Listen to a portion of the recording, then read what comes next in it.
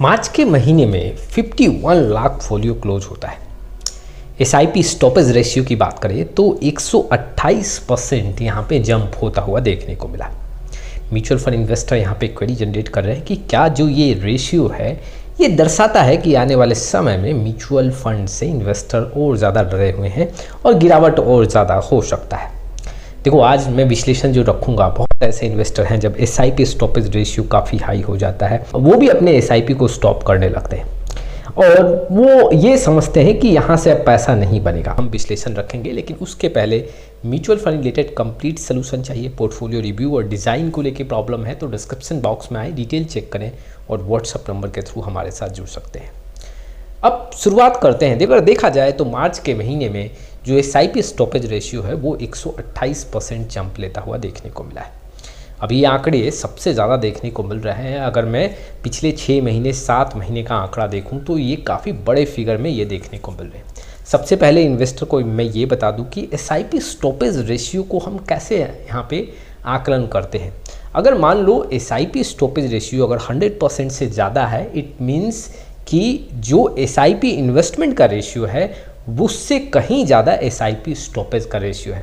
It means कि यहाँ पे अगर 128% एसआईपी स्टॉपेज का रेशियो है तो 28% ज़्यादा एसआईपी इन्वेस्टमेंट रेशियो से यहाँ आंकड़ा बढ़ता हुआ देखने को मिल रहा है। अब देखा जाए तो मार्च के महीने में जितने इन्वेस्टर ने एसआईपी किया है उससे कहीं ज़्यादा इन्वेस्टर यहाँ पे पैसा निकाले हैं। अब ऐसा क्यों हुआ है? देखो, एक तो ट्रंप का जो ये रणनीति है टैरिफ को लेके, इससे मार्केट में काफ़ी उतार चढ़ाव देखने को मिला। स्पेशली अगर देखा जाए तो कई ऐसे सेक्टर हैं, जैसे कि आईटी सेक्टर की बात करूं, ऑटो सेक्टर की बात करूं, यहाँ पे मेटल सेक्टर की बात करूं, कई ऐसे सेक्टर हैं जहाँ पे दबाव काफ़ी ज़्यादा देखने को मिला और लोग यहाँ पे इस इंफॉर्मेशन, इस न्यूज़ के चलते काफ़ी डर गए, सहम गए और यहाँ पे अपने एसआईपी को स्टॉप किए। अच्छा, कई ऐसे इन्वेस्टर का मानना है कि अगर गिरावट हो रहा है तो हम अपने एसआईपी को स्टॉप कर देंगे, बहुत थोड़ा नीचे जाके हम बहुत बड़े अमाउंट में लमसम कर देंगे। लेकिन ये स्ट्रैटेजी कामयाब नहीं है क्योंकि बॉटम पकड़ना इतना आसान नहीं है और इन्वेस्टर कई बार एसआईपी को स्टॉप कर देते हैं, जबकि अगर वो एसआईपी को कंटिन्यू करें तो उनको फ़ायदा ज़्यादा होगा। मैं इन्वेस्टर को ये भी बताना चाहता हूँ कि कई बार आपके सामने ये देखने को मिलेगा कि एसआईपी स्टॉपेज रेशियो काफ़ी बढ़ता हुआ देखने को मिल रहा है। जितना इन्वेस्टमेंट का रेशियो उससे कहीं ज़्यादा देखने को मिल रहा है। आपको घबराना नहीं चाहिए। कई बार जब मार्केट में गिरावट होता है, जब मार्केट में दबाव होता है तो ये जो एसआईपी स्टॉपेज रेशियो है ये बढ़ता हुआ देखने को मिलता है। 2020 में भी एसआईपी स्टॉपेज रेशियो काफ़ी बढ़ता हुआ देखने को मिला। 2022 में भी एक समय ऐसा था जहाँ पे मार्केट थम सा गया था, कोई रिटर्न नहीं बन रहा था, गिरावट थोड़ा यहाँ पे देखने को मिला, तो वहाँ भी एसआईपी स्टॉपेज रेशियो बढ़ता हुआ देखने को मिला। अब इस रेशियो से इन्वेस्टर को कोई आकलन नहीं करना चाहिए और अपने एसआईपी को रोकना नहीं चाहिए, ये डरना नहीं चाहिए।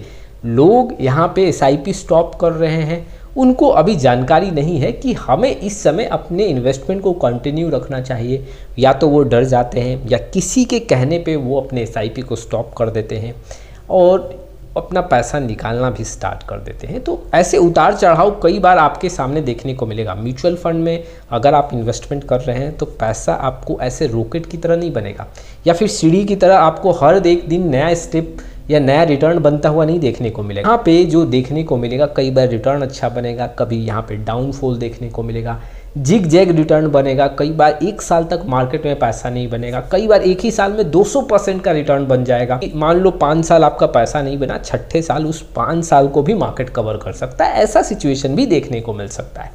एसआईपी स्टॉपेज रेशियो अगर बढ़ रहा है तो इसमें घबराना नहीं चाहिए।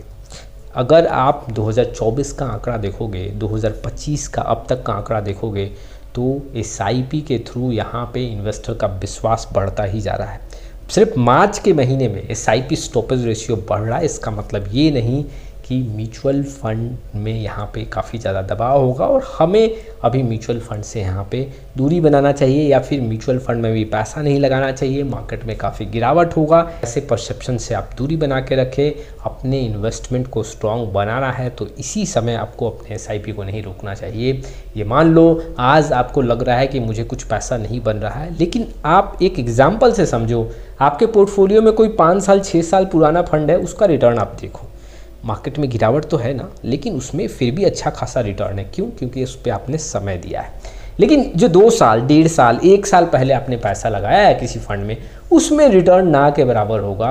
क्यों? क्योंकि उसमें समय काफ़ी ज़्यादा नहीं दिया है। तो अगर आपको मार्केट पैसा नहीं भी बना के दे रहा तो कम से कम समय तो दो, 5 साल 6 साल का समय दो। ऑटोमेटिक मार्केट के गिरावट का असर आपके फंड पे उसके बाद देखने को नहीं मिलेगा और पैसा काफ़ी अच्छा खासा बनेगा। कुछ इन्फॉर्मेशंस थे जो इन्वेस्टर के लिए काफ़ी इंपॉर्टेंट थे। आज के लिए बस इतना ही, फिर मिलेंगे एक नए वीडियो के साथ। तब तक के लिए जय हिंद, जय भारत।